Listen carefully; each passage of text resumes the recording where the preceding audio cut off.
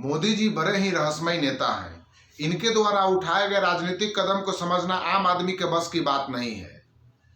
जहां सारे लोग कोई भी नया काम करने के लिए खरमास बीत जाने का इंतजार करते हैं, वहीं मोदी जी अपने 2024 के लोकसभा के चुनाव का बिगुल 3 जनवरी को वह भी केरल में फूंक दिया है।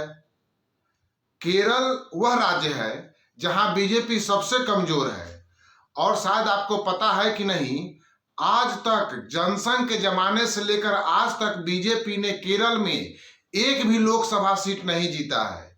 आज तक सिर्फ एक विधानसभा सीट बीजेपी जीत पाई है केरल से और आज तक एक भी लोकसभा सीट नहीं जीती है। वहां से नरेंद्र मोदी ने 2024 के लोकसभा चुनाव का बिगुल फूंका है और उनके उस कार्यक्रम में 2 लाख महिलाएं उपस्थित थी। जी हाँ, खेल जगत से काफी महिलाएं थी। महिला क्रिकेट टीम की सदस्य थी, पीटी उषा मौजूद थी और उस उतने बड़े महिलाओं के जमात में भी नरेंद्र मोदी ने चुनाव से संबंधित कोई ज्यादा बात नहीं कहा। केरल भारत का सबसे ज्यादा तुष्टीकरण, मुस्लिम तुष्टीकरण वाला राज्य है। सेकुलरिज्म का झूठा दिखावा सबसे ज्यादा वहीं से होता है। कांग्रेस नेता वहां सरेआम सड़क के चौराहे पे बछड़ा काटते हैं और उस बीफ को बांटा जाता है। इस तरह का तुष्टीकरण भारत में सिर्फ और सिर्फ केरल में ही होता है। वहां मुस्लिम और हिंदू के अलावा ईसाई की भी अच्छी खासी जनसंख्या है और अगर मुस्लिम और ईसाई मिल जाते हैं तो वह एक विनिंग फैक्टर हो जाता है।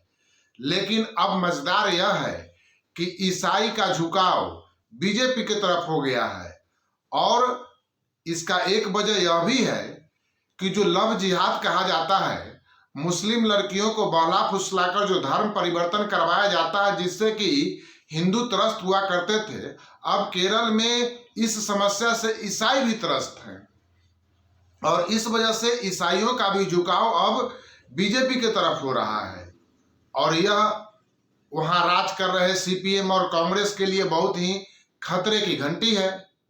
खैर, मोदी जी तो मोदी जी हैं। अभी देखिए कि किस तरह से उन्होंने मालदीव में जाकर वहां के समुद्र को दिखाया, समुद्र में डुबकी लगाई, अपने लक्षद्वीप के समुद्र में डुबकी लगाई और मालदीव पानी में डूब गया। जैसे ही नरेंद्र मोदी ने लक्षद्वीप के टूरिज्म को बढ़ावा देने के लिए लक्षद्वीप में जाकर अपना फोटो सेशन किया, लक्षद्वीप के समुद्र में जाकर डुबकी लगाया, मालदीव में जैसे कि भूकंप आ गया।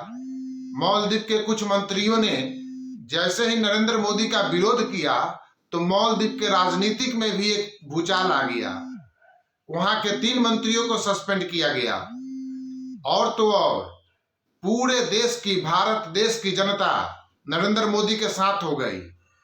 फिल्म इंडस्ट्री से लेकर खेल जगत से लेकर हर नामी गिरामी हस्ती नरेंद्र मोदी के इस कदम का सराहना करने लगी और सब लोगों ने लक्षद्वीप के टूरिज्म को बढ़ावा देने का भरोसा दिया और तो और मालदीव के 10,000 से अधिक फ्लाइट टिकट कैंसिल हो गए।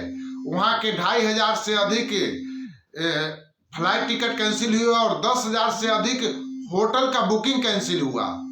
मालदीव की आबादी 5 लाख है और भारत की 10 लाख जनता ट्विटर पर बाइकॉट मालदीव को ट्रेंड कराने लगी।